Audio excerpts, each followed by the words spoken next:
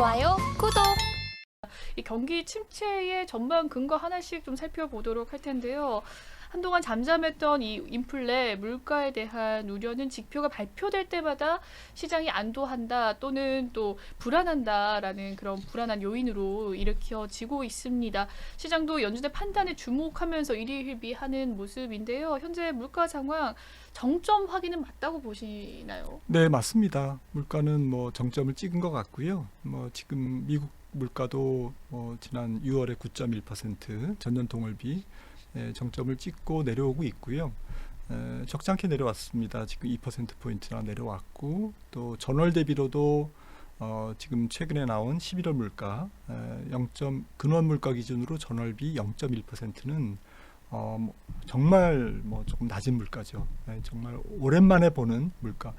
그러니까 팬데믹 전에 조금 태평성대 물가 측면에서 조금 평온했던 시절에 물가가 0.1, 0.2 정도 전월비 이렇게 왔다 갔다 했거든요. 네. 그 정도로 지금 11월 물가는 완전히 차분해졌다. 물론 한 달 수치지만 네. 그리고 세부 내역을 뜯어보니까요. 다 떨어졌어요.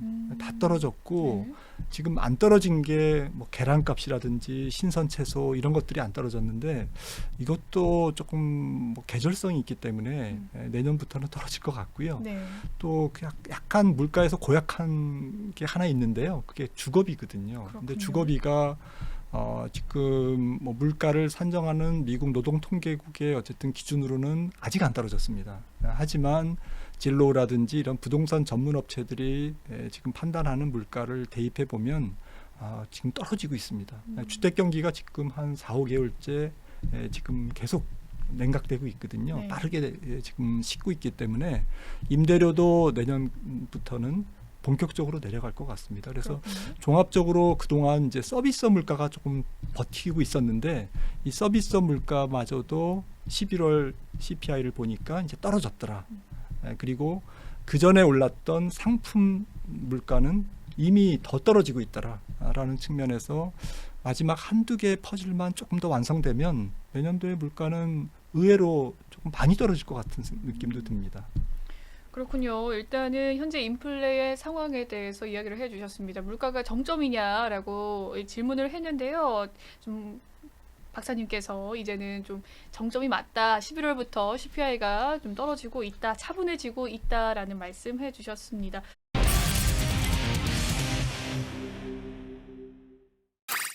내년에 대한 이야기 해보도록 할게요. 그렇다면 물가가 이렇게 떨어지면 미국의 금리 정책 어떤 방향으로 내년에는 흘러갈까요? 네, 일단 2월 1일 날 뭐 50bp에 대한 두려움이 좀 있었는데 11월 물가로 인해서 그건 좀 사라진 것 같고요. 그래서 25bp 그러면 이제 4.75가 되는 거고요. 기준금리 상단이. 그리고 그 다음에 이제 정책회의가 이제 3월 달인데 6주마다 있으니까요. 여기서 한 번 더 저는 25bp를 베이비 스텝으로 인상할 것 같습니다. 결론적으로 연준의 터미널 레이트 최종 기준금리는 상단 기준으로 5.0%로 대단원의 막을 내리지 않을까. 그리고 그때부터는 이제 연준이 그동안 금리를 열심히 올린 결과물, 그런 결국 물가가 떨어지냐 안 떨어지냐를 이제 관찰할 것 같습니다. 얼마나 관찰할 거냐? 저는 6개월은 관찰할 것 같습니다. 한 네. 두 분기. 그래서 3월에 만약에 동결을 하면 9월까지는 무조건 금리를 손대지 않을 것 같아요. 그리고 그 사이에 이제 소비자 물가와 고용 지표가 계속 발표되지 않겠습니까? 네. 특히 고용 지표 측면에서 실업률이 이제 4%를 넘는지 여부, 또 임금 상승률이 정말 떨어지는지 여부, 그리고 여러분들이 매주 이제 뉴스에서 보시는 신규 실업수당 청구 건수가 10만 명 아래로 10만 명이 아니죠. 지금 30만 명 이상으로 올라가는, 그리고 신규 일자리가 지금 20만 명에서 뭐 한 10만 명 밑으로 떨어지는지 여부. 그러니까 고용 시장이 식어야 되거든요. 그렇군요. 결국에는 경기가 조금 둔화돼야 됩니다. 네. 경기가 둔화되는지 여부를 연준은 한 두 분기 정도 관찰하고 만약에 너무 심하게 경기가 둔화된다. 그러면 알아서 시장에서는 피벗 금리 인하 얘기가 나올 것 같습니다. 네. 내년 가을부터는. 그렇군요. 네, 물론 이제 9월 달에 바로 인하할 가능성은 낮지만 그래도 모락모락 금리 인하설이 조금 펼쳐지기 시작하는 게 내년 가을 정도가 아닐까 이렇게 생각을 합니다. 좀 내년 가을에는 금리 인하에 대한 이야기를 좀 기대해 볼만 할 것 같은데 명확하게 또 금리 정책에 대한 이야기도 해주셨습니다. 어떤 지표를 살펴봐야 가장 또 정확하게 가늠을 해볼 수 있을까요? 네, 저는 뭐 가장 신뢰하는 지표가요. 그 미국의 경기 선행 지수에도 들어가 있는 ISM 제조업 지수입니다. 그래서 왜 서비스업을 안 보고 제조업을 보냐면요, 제조업이 떨어져야 임금이 떨어집니다. 그런데 지금 지난달 ISM 제조업 지수가 50을 이제 하회했거든요, 드디어. 그래서 49점 몇인가 이제 나왔는데 이게 45 정도가 만약에 터치되면 저는 뭐 주식시장 측면에서는 오히려 그때는 주식을 적극적으로 사야 될 때, 이제 경기가 더 이상 주식시장에 스트레스를 주는 것은 이제 조금 지나가는 그런 상징적 의미가 있다고 생각을 하고 있고요.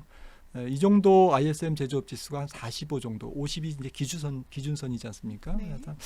이 정도로 45나 45 밑으로 떨어지면 연준도 금리 인하 카드를 네. 좀 만지작거릴 것 같거든요. 그래서 어쨌든 뭐 이런 부분들이 좀 중요한 것 같고요. 시장 지표 중에서는 저는 두 개를 주목하는데요. 하나는 국제유가. 국제유가가 만약에 WTI 기준으로 70불을 하향 돌파해서 67불, 66불 이 정도 가면 경기는 완전히 잡히는 겁니다. 오히려 네. 경기 침체 때문에 조금 더 부담이 되는, 주식시장이 부담을 느껴야 되는 이제 그러한 뭐 경기 침체 때문에 조금 모든 게 다 이렇게 좀 두려움이 커지는 그러한 시기라고 봐야 되기 때문에 역시 그 정도 유가가 빠지면 물가는 이제 확실히 잡히는 거고 연준은 피벗을 할 가능성이 높기 때문에 주목해야 될 것 같고요. 또 한 가지 경제 지표가 있는데요. 가장 신뢰도가 높은 게 미국 국채 10년물입니다. 네. 미국채 10년물이 제 생각에는 내년 여름 정도에는 2.7 정도까지도 3%를 하향 돌파해서 2%대를 완전히 2%대에 정착될 것 같아요.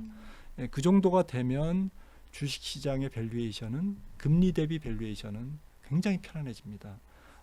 지금은 사람들이 왜 주식해 이렇게 뭐 금리가 높은데 네. 이러지 않습니까? 네.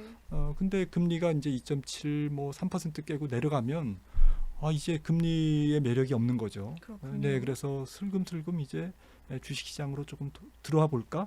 라는 이제 심리가 훨씬 더 지금보다는 강하게 작동되는 이제 그런 시기라고 생각을 합니다. 좋아요, 구독!